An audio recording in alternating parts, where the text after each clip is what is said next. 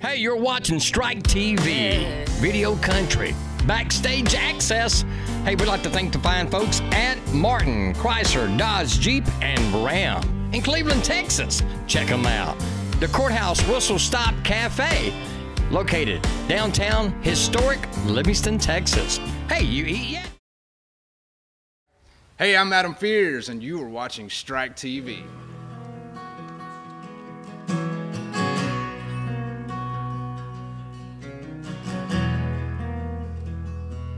Red dirt under my boots, miles and miles of hallowed ground, sacred acres of families and neighbors, ranches, farms, and towns. If you wanna know why our dirt's so red, well, I'll gladly tell you what Sam Houston said. Remember the Alamo, remember the blood that flowed, those soldiers who fought and died for a world they never got to know. Remember San Jacinto, we would finally gain our freedom from old Mexico, and it forever stained the ground where we tread to remind us that's why this dirt's still red.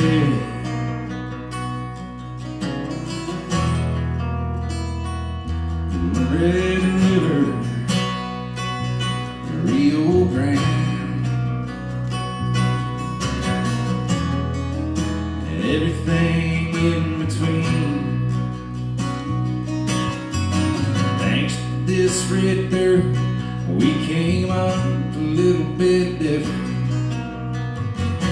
And yeah, our roots run a little too deep. But if you wanna know where this Texas pride comes from, in our music, in our history, in our daughters, in our sons, remember the Alamo, remember the blood that flowed, the soldiers who fought and died, the world they never got to know. Remember San Jacinto, where we finally gained our freedom from old Mexico, and it forever stained the ground where we tread to remind us that's why this dirt's still red. And you don't even have to be a Texan to see that Lone Star flag and show respect, son. And remember the Alamo, remember the blood that flowed, those soldiers who fought and died for a world they never got to know. Remember San Jacinto, we finally gained our freedom from old Mexico, it forever stained the ground where we tread. So no matter where on earth I lay my head, buddy, this dirt's still red.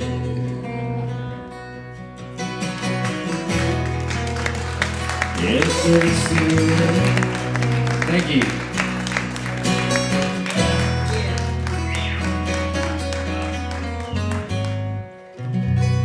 Thank you so much. Appreciate it.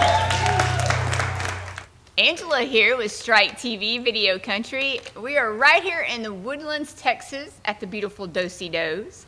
And I'm sitting here with a good friend we just met, but it feels like I've known you forever. Forever. Mr. Adam Fears. It's good to be here. Yes. Do-si-do's, Woodland, Strike TV. You couldn't have picked a better place to play. Oh, it's beautiful in here. The acoustics is awesome. And the stained glass and all the rough wood. It's going to be great. Yes, sir. Hey, what time do you come on tonight? We are coming on at 8:30, I believe. So get here early. Yeah, they're gonna enjoy. They're gonna get here early. Yeah. Well, tell us. Okay, let's go back a little bit in your childhood days. Growing up, was there a lot of country music in your family? There was. I think the biggest influence family-wise was, my grandfather. He was a big George Jones fan and Merle Haggard, and I kind of got turned on to a lot of that. My dad was more classic rock, and so I think the guitar probably came from Dad, and the country came from Granddad. So, but music has always been a big part of my life, and I've always just enjoyed playing music and being around, and I've always loved being on stage. I'd get up in church and stuff and lead prayers and do say scriptures and things, and I always just loved being on stage and being in front of people, and I think I feel pretty at home there, and so just naturally one thing led to another, and I started playing guitars. And I think when I was in high school, I was like a freshman in high school, we were lived in this little neighborhood, and a lot of friends and stuff lived in that neighborhood, and one night all of the varsity cheerleaders were over in our garage listening to me and a buddy of mine play, and I said, yep, I'm gonna start playing guitar, take this a little more seriously. So we had a good time. You kind of got the music in your blood there, huh? I got the bug, and I don't think it ever left. Well, what was one of the first songs that you learned? The very first song I ever learned was Anymore by Travis Tritt. Ooh. I learned to play it for this. There again, it goes back to the girl. I learned to play it for this little girl that I was just head over heels for in like the 8th grade. I started when I was 12, and so it was 7th or 8th grade. And by the time I figured out and I learned how to play it, she was long gone. But that tends to happen to the best of us, I think. Aww. So that kind of explains the single that you had out. There's a girl in Texas. There's a girl out there. That was about a girl too. That's right. But there's a girl in Texas, for sure. That's awesome. Well, how about the new single? The new single is called Middle of Nowhere, and I wrote it with Brian Mayer, and it's one of those. We sat down, and my producer was supposed to be there that day to write with us, and he ended up having to do something else. So we thought, man, let's get in here and just write something fun, something young, something cool that you can listen to and drive a little faster when you hear it. And I think if you've ever driven too fast or stayed out too late or hung out with your girl and done a little back road, and you can relate to it. So I think most country guys and girls can relate to it. But it's called Middle of Nowhere. It's just a fun song, and I played it for my producer after that was supposed to be there, Jeremy Stover, and he said, man, that sounds hiddish to me, and I'd never heard the word hiddish, but haven't hey, either. we went with it, and he said, man, I can do something with that. So it became one of my favorites, on this new record, and so here it is. Definitely. Oh, we love it too. Thank you. And we're gonna spin it too. You know that. Thank you. Now tell us some stories. Now that you're out traveling and you're on tour now, what are some of the funny road stories being out there? Some of them I'm probably better off not telling. Some of them the good ones. The good clean ones. The good clean ones. I'm a big prankster, and everybody else is always trying to, I mean, it ranges from, everything.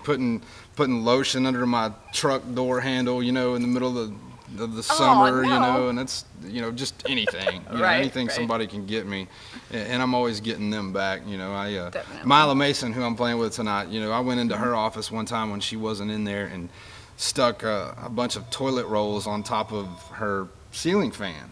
She's not going to look up at the ceiling fan, so she goes in there and she gets hot every day, so she flips the ceiling fan on, and after about 10 seconds it's rolling and those toilet paper rolls fall all over, and she jumps about 40 feet in the air, and just things like that. Totally innocent. That's cute.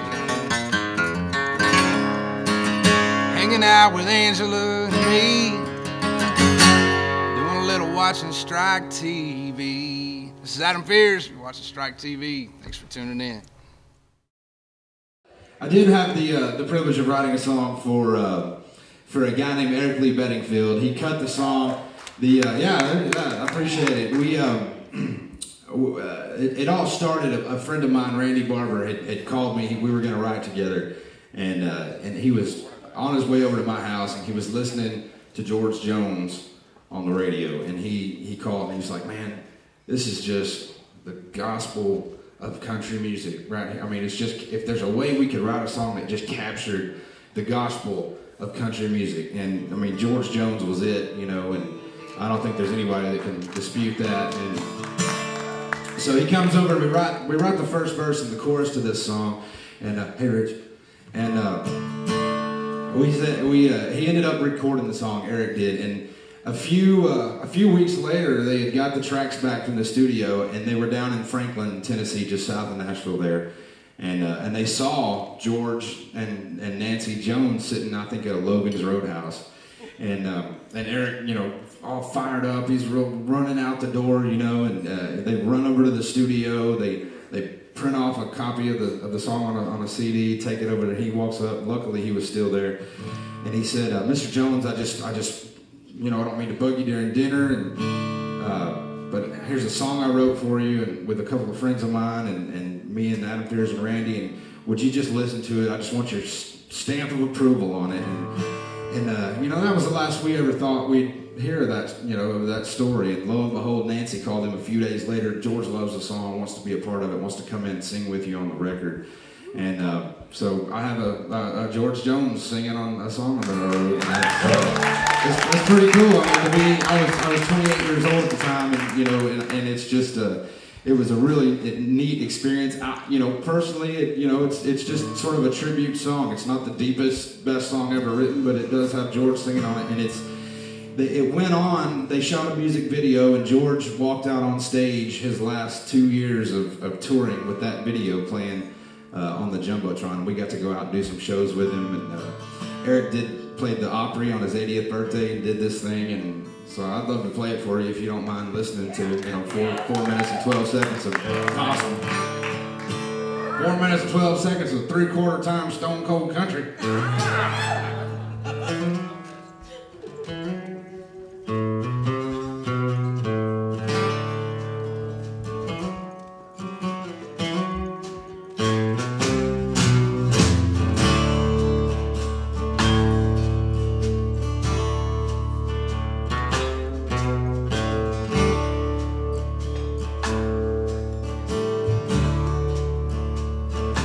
It's hard to make it to the back pew when you do what I do all night.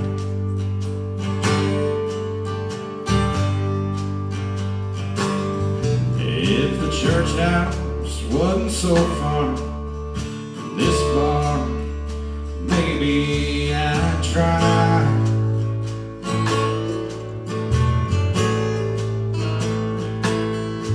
But as it goes, I'm just a no-show. I'm sitting here singing these songs.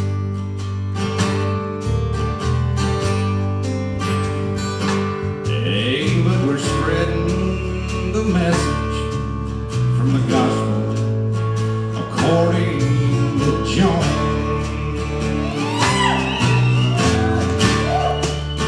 Step right.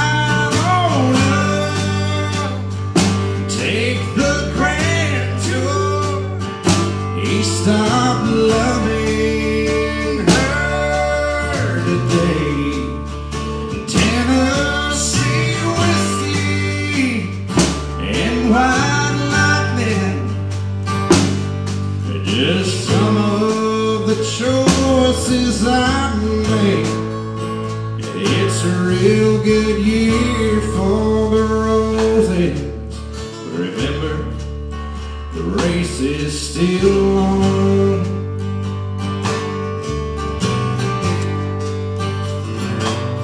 That's just a few of the chapters from the gospel according to John.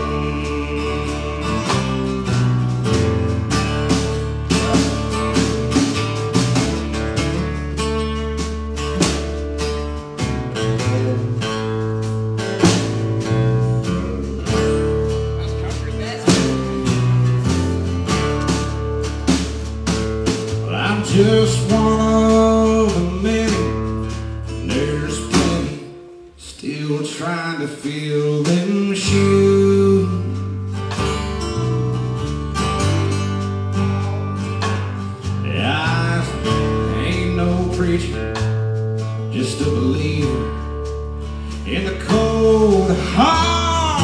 true. Yeah, my altar's this stage. My congregation is full of old souls. But we hold us a Saturday night service from the gospel according to John. Yes, I step right on up, take the grand tour. He stopped loving her today. Tennessee whiskey and white lightning, and just some of choices I've made. It's a real good year for the roses. Remember, raise this still.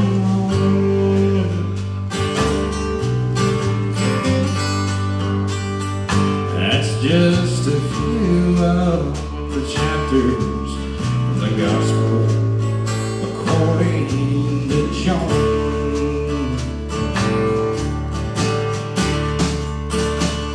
Well, Saint Hank, Saint Lefty, Brother Miller, Lord, they all passed on, yeah. But they're singing in heaven, says the gospel according to John. Yeah, we're all gonna sing up in heaven, says the gospel according to John. Thank you so much, y'all. According to John.